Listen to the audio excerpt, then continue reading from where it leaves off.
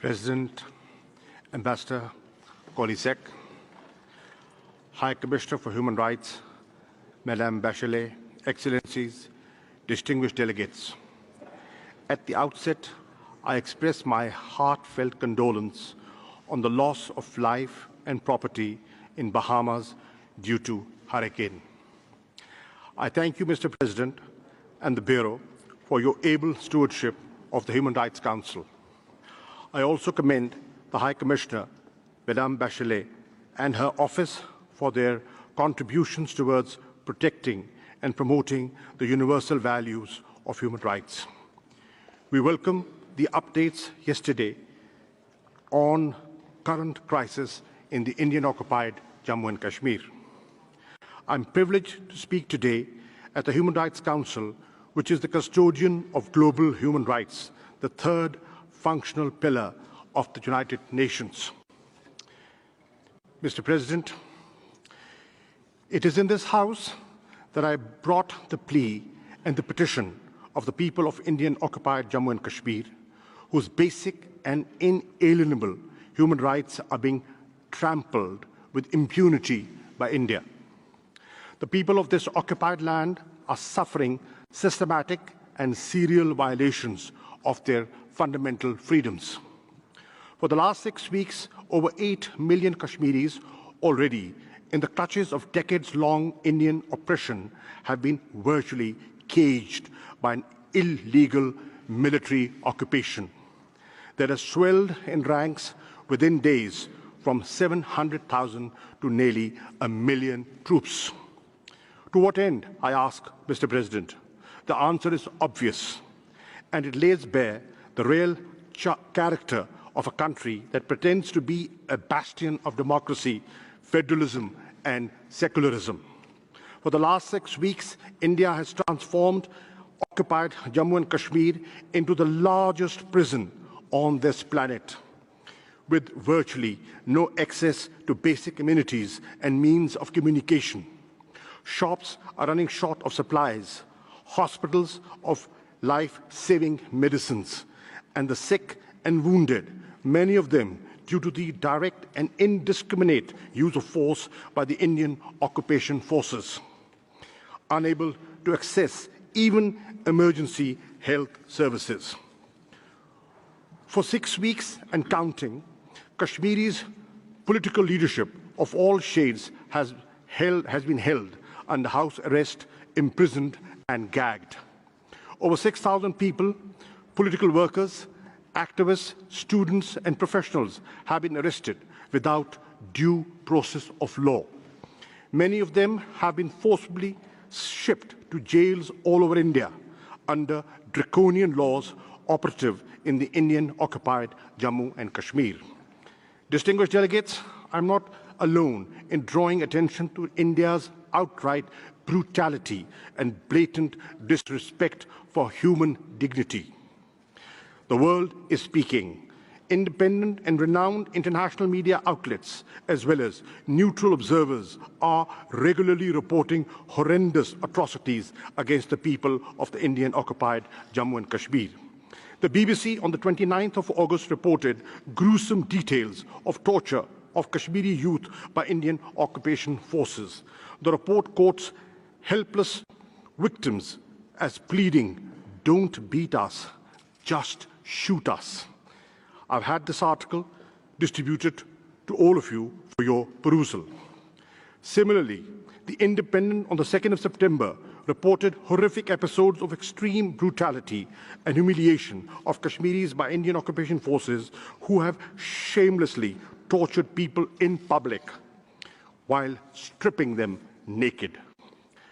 Another report notes that the victims of pellet guns that have been used with abandon by the Indian occupation forces for years and have blinded scores of innocent Kashmiris for life are now reluctant to go to hospitals for treatment due to fear of intimidation, arrest, and detention of the Indian occupation forces. No, ladies and gentlemen, this is not a flashback to medieval times. This barbarism is happening today in the 21st century. Of course, I do not need to remind a Human Rights Council, that all this represents clear breaches of multiple international human rights instruments that India is party to. This is the real story of the Indian-occupied Jammu and Kashmir and its people under subjugation that India is desperate to hide from the world. This is the true face of the so-called largest democracy of the world. This is the conduct of a country which aspires to be a permanent member of the United Nations Security Council. Mr. President, at the root of this mayhem is India's refusal to grant the people of Indian-occupied Jammu and Kashmir their right of self-determination. This 7-decade-old travesty of justice has been compounded by the present Indian government's nefarious and twisted dream outlined explicitly in the ruling party's manifesto to turn by force of arms Jammu and Kashmir's Muslims majority into a minority. India's unilateral actions of 5th August 2019 of altering the status of occupied Jammu and Kashmir, recognized as a disputed territory by the UN Security Council, are illegal under international law. With these illegal changes, India's presence is, by its own yardstick, a naked foreign occupation. These measures contravene the 4th Geneva Convention that prohibits migration to and from an occupied territory. They are also a flagrant violation of several UN Security Council resolutions. India's assertion that these actions are its internal affair is patently false. As a matter of fact, Jammu and Kashmir has been on the agenda of the United Nations for over 17 years now. The meeting of the Security Council on the 16th of August to discuss the Jammu and Kashmir dispute is an attestation of this fact. What is happening in Indian-occupied Jammu and Kashmir is not a country-specific situation in this Council's parlance. The atrocities and abuses are being inflicted upon the people of a disputed and occupied territory as affirmed by international law. The situation in this occupied territory must therefore be of direct international concern. It is not and can never be an internal matter for India. Excellencies, the forlorn, traumatized towns, mountains, plains and valleys of Indian-occupied Jammu and Kashmir reverberate today, and with the grim reminders of Rwanda, Srebrenica, and the Rohingya and the pogrom of Gujarat. The people of Indian-occupied Jammu and Kashmir are apprehending the worst. Some have said that Kashmir echoes with the silence of the graveyard. Others contend that it is a lull before a storm. I shudder to mention the word genocide here, but I must. With the respect to the Genocide Convention, the Kashmiri people in the occupied territory as a national, ethnic, racial and religious group of people face grave threats to their lives, way of living and livelihoods from a murderous, misogynistic and xenophobic regime. One international civil society organization based in the United States has already issued a genocide alert, proclaiming that the situation in Indian-occupied Jammu and Kashmir has crossed the 10 stages of the genocidal process. Distinguished delegates, India's effort to hide its atrocities in the Indian-occupied Jammu and Kashmir by falsely labeling it terrorism and cross-border terrorism are shameless and indefensible. Pakistan has suggested a number of bilateral and multilateral mechanisms that would disprove India's self-serving claims. We have recently proposed to double the strength of the UN observers mission to monitor the line of control. India outrightly rejects all these proposals. I have every fear that India will once again resort to false flag operations and the use of the bogey of terrorism as a red herring to divert international opinion, even attack Pakistan. Another Indian ploy to deflect attention is its increasing violations of the 2003 ceasefire understanding on the line of control and regular and persistent targeting of civilians in Azad Jammu and Kashmir. India has used cluster munitions and heavy artillery in flagrant disregard of fundamental norms of international humanitarian law. This must end immediately. Mr. President, I have regularly sensitized the UN Security Council about the grave dangers to peace and security in nuclearized South Asia and beyond, as a result of India's reckless posture and draconian measures. We have welcomed consultations by Security Council members on the unfolding developments. While the Security Council is seized of peace and security dimensions of the Jammu and Kashmir dispute, the Human Rights Council must pay far greater and immediate attention to the human rights of the people of the Indian-occupied Jammu and Kashmir. In doing so, the Human Rights Council has, for its consideration, the two Kashmir reports issued by the Office of the United Nations High Commissioner for Human Rights in June 2018 and July 2019. Both reports make a clear recommendation to this Council to constitute an independent commission of inquiry to investigate and report human rights violations in Jammu and Kashmir. I reiterate from this platform Pakistan's endorsement of the recommendations of these reports. We urge focused discussions on the two reports in the Human Rights Council and a unanimous decision by this House to implement their recommendations made to India, Pakistan, and foremost to the Human Rights Council. If India has nothing to hide, it should allow unhindered access to the Commission of Inquiry as recommended by the UN High Commissioner. Pakistan stands ready to allow access to the proposed Commission of Inquiry or other mechanisms on our side of the line of control, together with similar access to Indian-occupied and Jammu and Kashmir.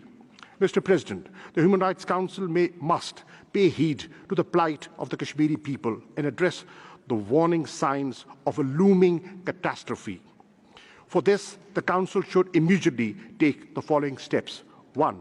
Urge India to immediately stop the use of pellet guns, end the bloodshed, lift the curfew, reverse the clampdown and communications blackout, restore fundamental freedoms and liberties, release political prisoners, stop targeting human rights defenders, and fulfill obligations under the United Nations Security Council resolutions and various human rights instruments as required by international law. India's draconian emergency laws in occupied Jammu and Kashmir cannot be allowed to stand. 2. Take these steps to bring justice to the perpetrators of human rights violations of the innocent Kashmiri people, and in this context, constitute a commission of inquiry as recommended by the Office of the UN High Commissioner for Human Rights. 3. Authorize the Office of the High Commissioner and the Human Rights Council special procedures mandate holders to monitor and report on India's human rights violations in Indian-occupied Jammu and Kashmir and regularly update this Council.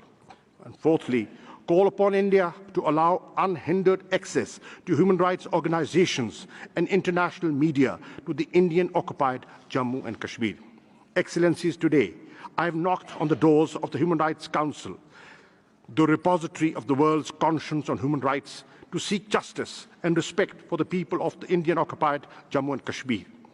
At stake is our collective humanity, the principles that we all subscribe to, and what makes us human. We must not let political, commercial, and parochial considerations cloud and impair our thoughts and actions.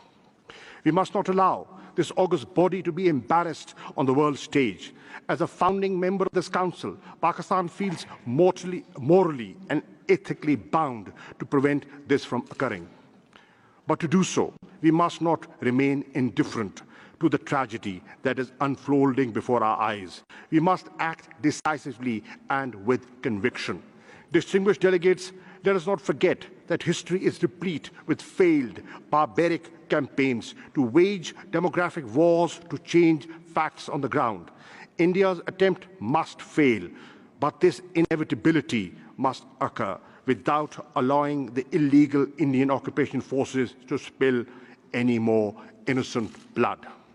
For 7 decades, the people of Indian-occupied Jammu and Kashmir have awaited implementation of the United Nations Security Council resolutions prescribing a plebiscite to honor their right to self-determination. History would be a most unforgiving judge if we fail yet again the people of this illegally occupied territory in their moment of greatest peril. Mr. President, let the world not forget the disastrous legacy of appeasement and the great cost of it to Europe. I invite everyone here to join us as we rise for justice. I thank you, Mr. President. Je remercie le ministre des Affaires étrangères du Pakistan pour son intervention. Excellences, Mesdames et Messieurs, ceci nous amène à la fin de cette réunion. Nous nous retrouverons après une pause technique de 5 minutes pour commencer le dialogue interactif sur le rapport de la haute commissaire sur la situation des droits de l'homme au Yémen. Je déclare close la 4e réunion de la 42e session du Conseil des droits de l'homme. Faire grandir en dignité non semblable. Je vous remercie de votre très aimable attention. Merci.